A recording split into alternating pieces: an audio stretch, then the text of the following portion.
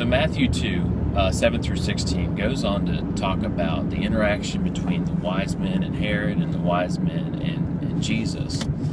And so Herod tells him to let him know whenever they find Jesus so that he can worship Jesus. And he was lying because he wanted to kill Jesus. Well, they end up finding him and they worship him. You know, Jesus is probably like a year and a half or so.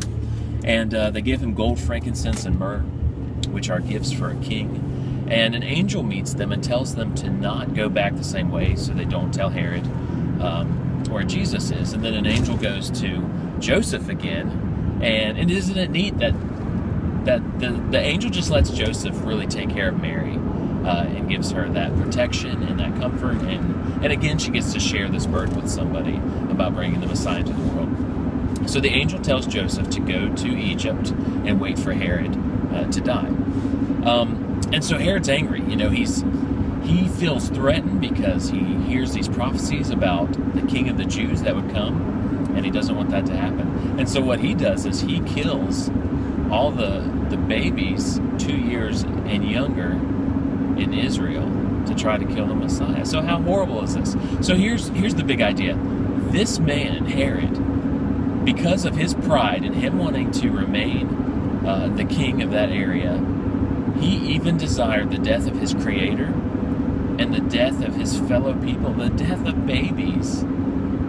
Isn't this crazy? Like, this is a man that knows he's going to die.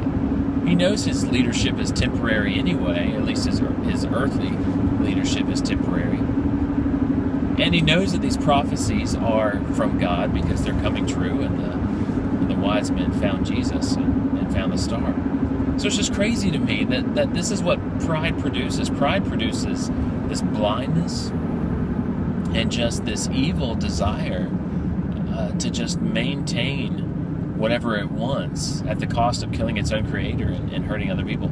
And so this brings me back to the question where, you know, the question other people ask, how could a loving God create hell or send people to hell? And like, this is such a great example. This is a man that was so full of pride that he wanted his own God to die, and he wanted to hurt other people in order to stay where he's at. And so here's a great question for us. You know, if you're not a believer in Jesus Christ, or maybe not even a believer in God, you know, can you just ask yourself, is it pride? Is pride making me want my God to be dead? And then also, is there any pride in your life that is making you want to hurt the other people around you?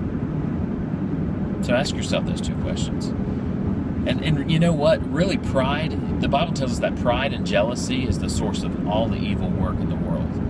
And so we really have to work at making sure we drive out pride and jealousy in our life. So, hey, hell is obvious. It is obvious and logical that hell exists. You know, could you imagine somebody coming into your house and trying to take your place, saying, this is my house, you don't exist, or trying to drive you out and take your place in that home? You wouldn't take it, would you? Well, neither does God.